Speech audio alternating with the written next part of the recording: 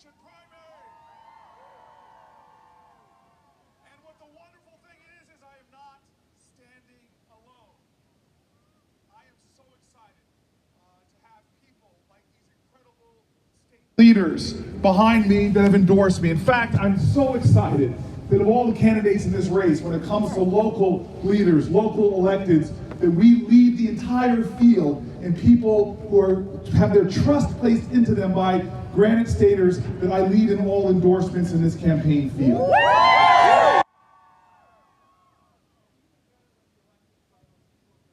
Leaders of our country endorsing me as well. Personal. This is a year for me. My mom turns 80 in just a matter of weeks.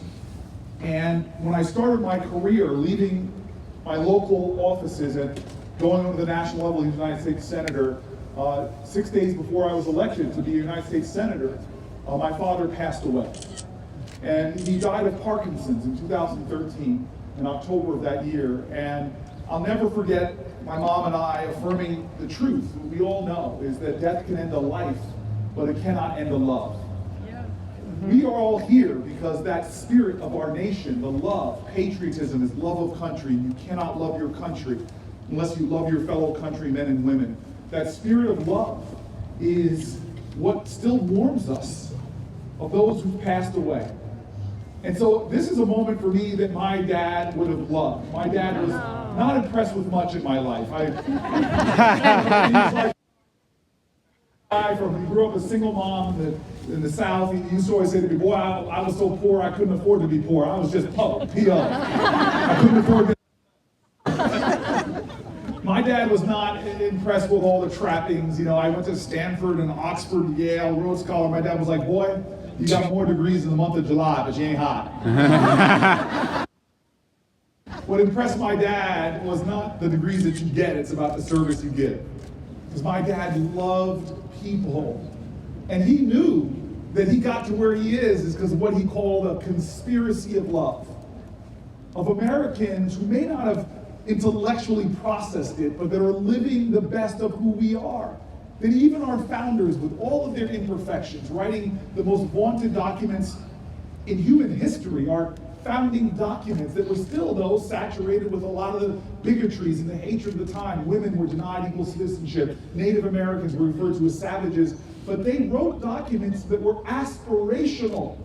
They wrote that this would be a country of liberty and justice for all, that this would be a country of equality, that this would be a country of inclusion, that didn't matter how you prayed, where you came from, that this would be the most fertile soil on the planet Earth to cultivate the best of human endeavor. They ended that document, that first declaration that we are an independent nation from the British. They ended that document with this ideal in the Declaration of Independence that we should be that made it, in a sense, a declaration of interdependence. That we need each other. That we are interconnected. And that's why those last words of the Declaration, I've been repeating this whole campaign. It says at the end of the Declaration of Independence, it says, hey, if we're going to make it as a nation, these are the last words, we must mutually pledge. In other words, pledge to each other. We must mutually pledge our lives, our fortunes, and our sacred honor.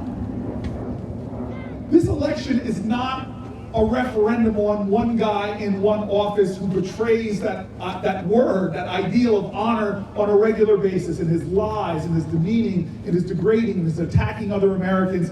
This is a referendum on us. What is the spirit of this country? What is the energy of this country? What is the quality of our mercy? What is the grandeur of our grace? Yeah. What is the power of our love for one another? Because that's how we do big things in America. We do them together.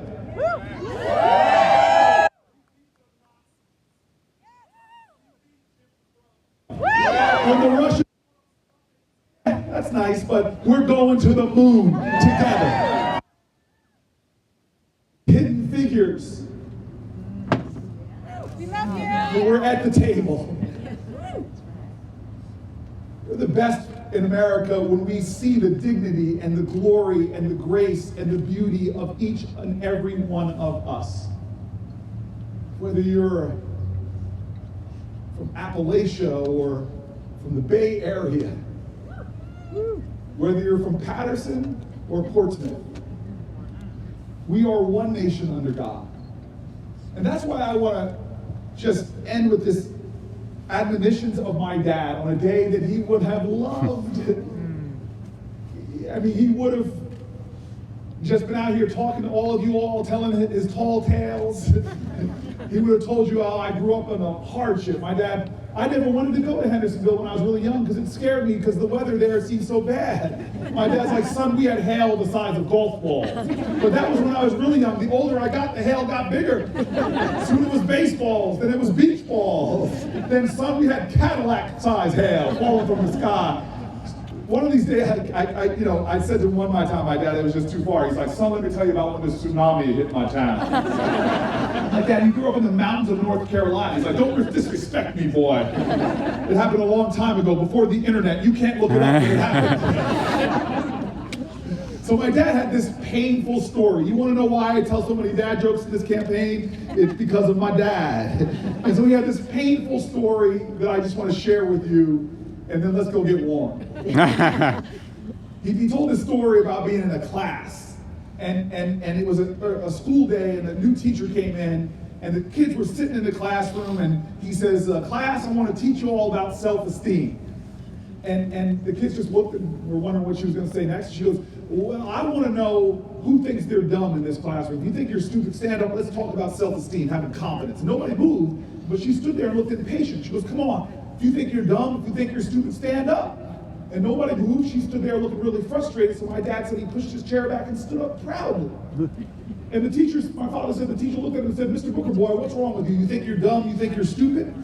And my dad said, he scratched his head and said, well, shucks, ma'am, I don't think I'm stupid, but I didn't want you to be the only one standing. My dad taught me from the youngest days of my life that you are here because people stood for you. Yes. They fought for you. They stormed beaches in Normandy. They marched on the Edmund Pettus Bridge for you. And if you are going to be an American, in moral moments, you gotta stand up.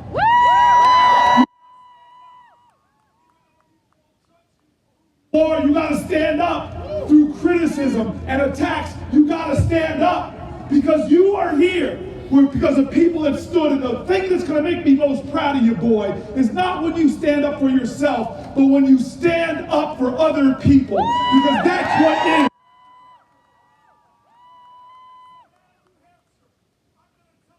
This election is about us standing together and working together. We have got to stand up to make sure health care is a right for every American.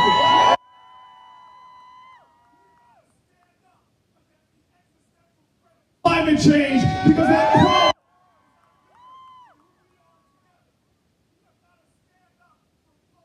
teachers and our public schools that are under attack right now.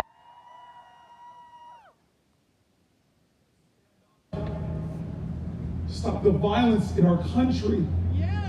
Yes. Too many of our children are going to school with the implicit message that we can't protect you, so we have to teach you how to hide.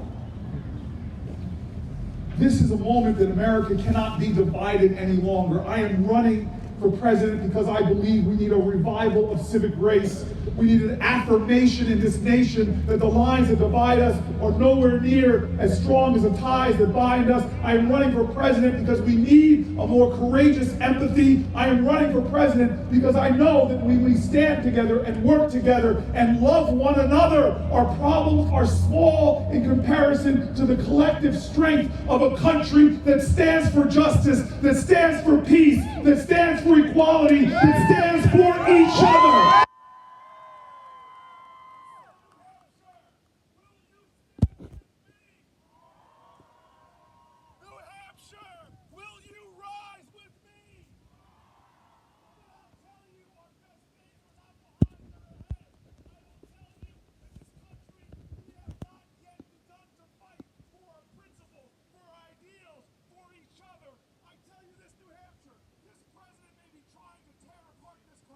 and tear down parts of this country. But together, if we stand up, we will rise. Thank you, everybody.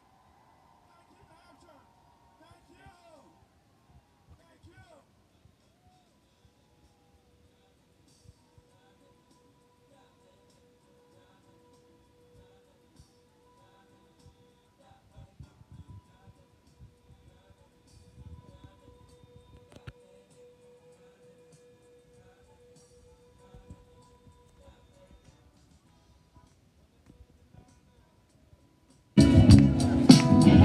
Seemed impossible to